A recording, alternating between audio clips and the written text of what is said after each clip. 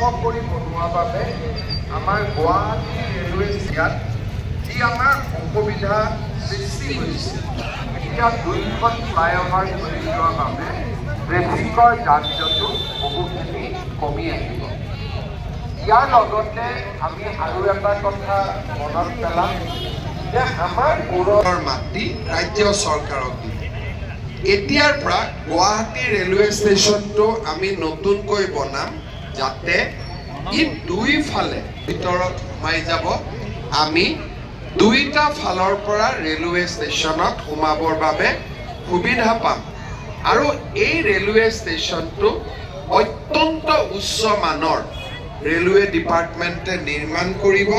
আমাৰ পাণবজাৰ অঞ্চলৰ বাবে ই এটা আকৰ্ষণীয় অনুষ্ঠানলৈ ৰূপান্তৰ হ'ব।